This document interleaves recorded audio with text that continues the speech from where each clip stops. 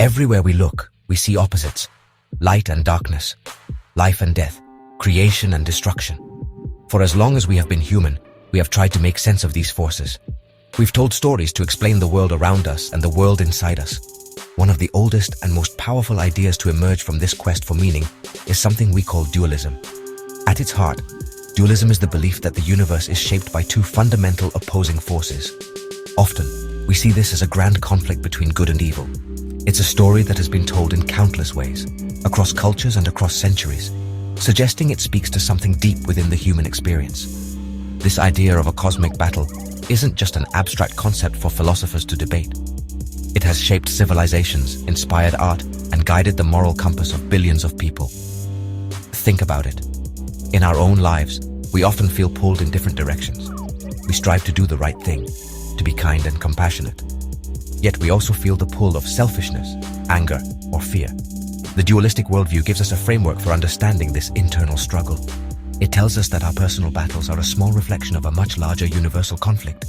It gives our choices meaning, suggesting that every act of kindness or cruelty tips the scales in this epic war between two great powers. But where did this powerful idea come from? To find its roots, we must travel back in time, to ancient Persia, where a prophet named Zoroaster shared a revolutionary vision. He taught that the world was not a chaotic mess of competing gods, but a battleground for two primary forces. This wasn't just another creation myth. It was a call to action. It placed humanity right in the middle of the fight, making our thoughts, words, and deeds essential to the final outcome.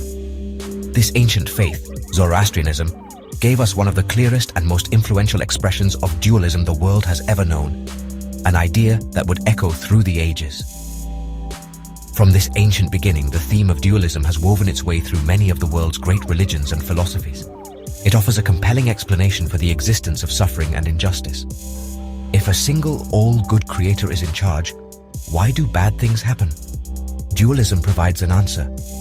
There is another power at work, an opposing force dedicated to chaos and destruction. This narrative of conflict and eventual triumph gives people hope. It assures them that even in the darkest of times, the struggle has a purpose, and that good ultimately has the power to prevail. It's a story that continues to resonate with us, because we see its themes play out every single day. Our journey into the heart of dualism begins in ancient Persia, more than 3,000 years ago. Here, the prophet Zoroaster delivered a message that would change the way people thought about the divine. He spoke of one supreme wise God, whom he called Ahura Mazda, the Lord of Wisdom. According to Zoroaster, Ahura Mazda is the source of all that is good, orderly, and true. He is the creator of life, light, and righteousness. In the sacred texts of Zoroastrianism, like the Gathas, we learn that the universe was brought into being through his pure thought. He represents the ultimate goodness, the perfect state of being that all of creation is meant to strive for. But Ahura Mazda was not unopposed. Zoroaster taught that from the very beginning of time, there existed a co-eternal opposing force. This is Angra Mainyu, also known as Ahriman, the destructive spirit. Angra Mainyu is the absolute opposite of Ahura Mazda. If Ahura Mazda creates life, Angra Mainyu brings death. If Ahura Mazda creates truth, Angra Mainyu spreads lies.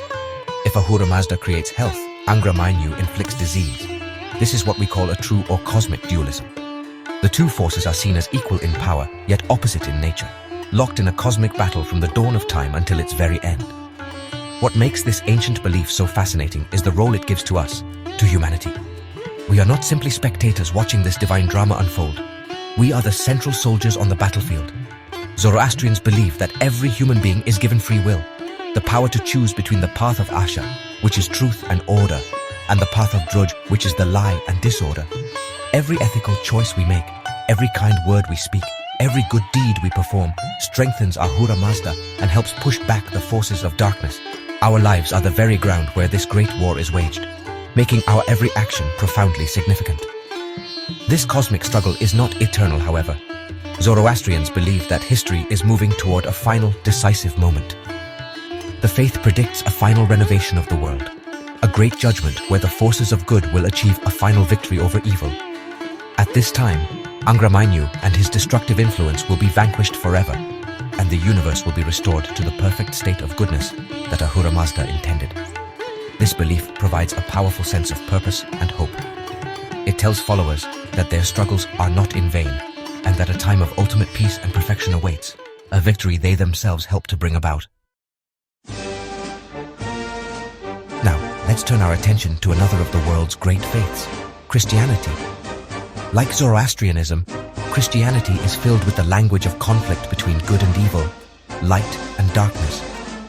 At the center of the Christian story is God, an all-powerful, all-knowing, and all-good creator. He is the single source of all existence, the ultimate reality. The main texts, the books of the Bible, describe him as a God of love, justice, and mercy. In the beginning, his creation was perfect, a paradise described in the book of Genesis as the Garden of Eden. There was no suffering, no death, no evil. Everything existed in perfect harmony with its creator. The conflict in the Christian narrative arises not from a co-eternal opposing God, but from within creation itself. The story introduces a figure known as Satan, or the devil. Unlike Angra Mainyu in Zoroastrianism, Satan is not an equal and opposite power to God. He is a created being, traditionally understood to be a high-ranking angel named Lucifer, who out of pride rebelled against his creator. He refused to serve God and sought to usurp his authority.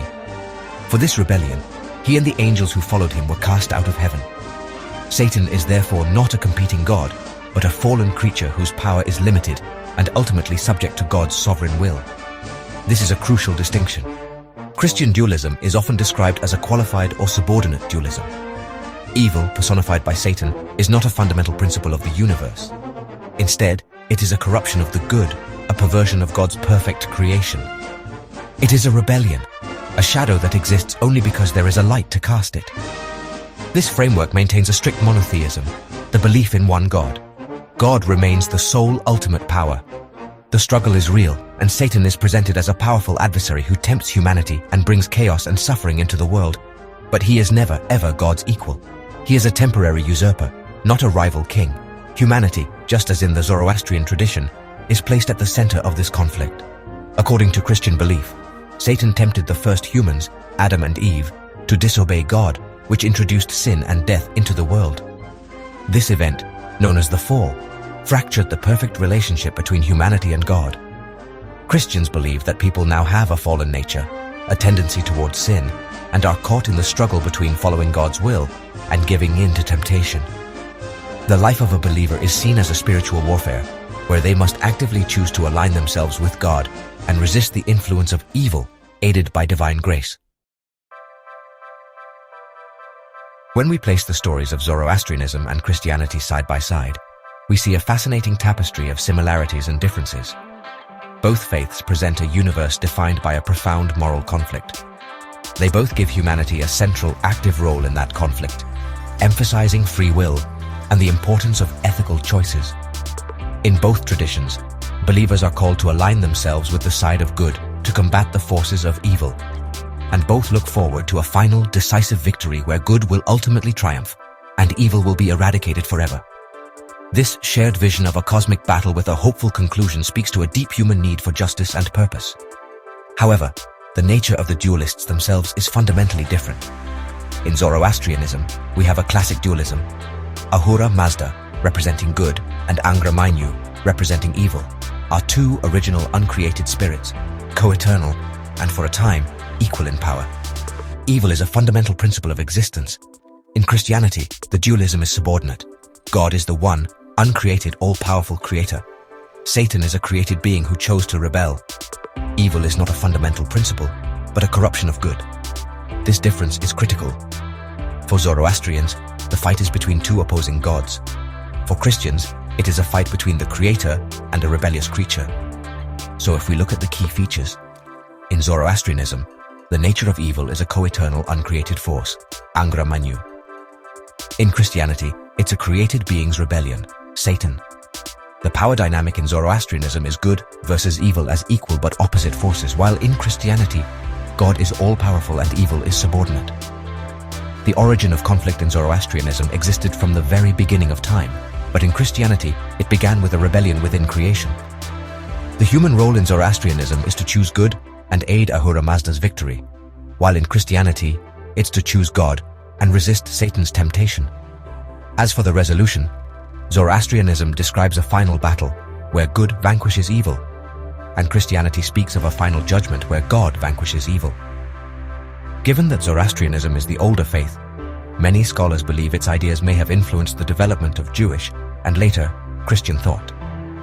This influence is thought to have occurred during the Babylonian exile, when the Jewish people lived under Persian rule.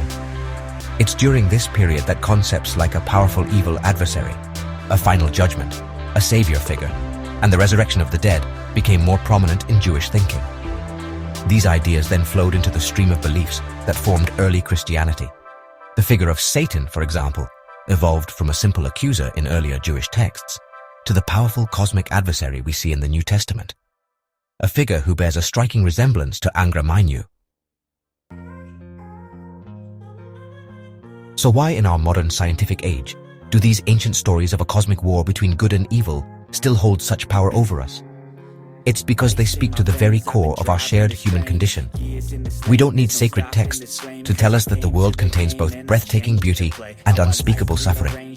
We see it in the news headlines, and we feel it in our own hearts. These narratives of dualism give us a language and a framework to understand this reality. They assure us that the struggle we feel inside and see outside is not meaningless chaos, but part of a grand unfolding story.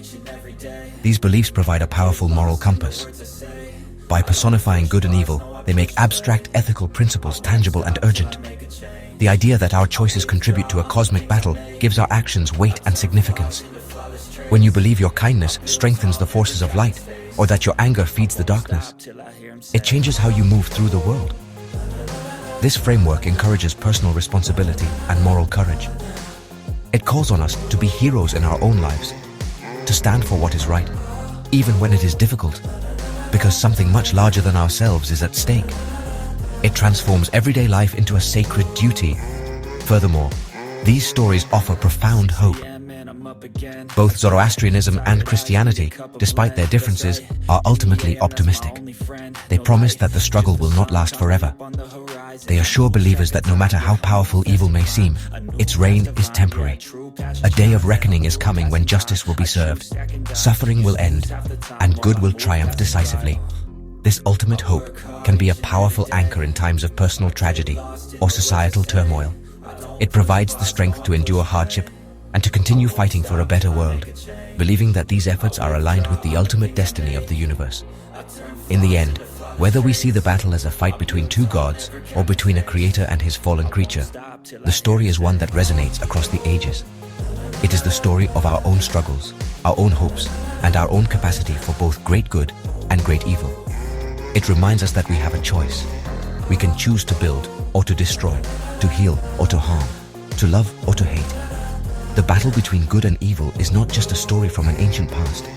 It is a living question that each of us must answer every single day of our lives.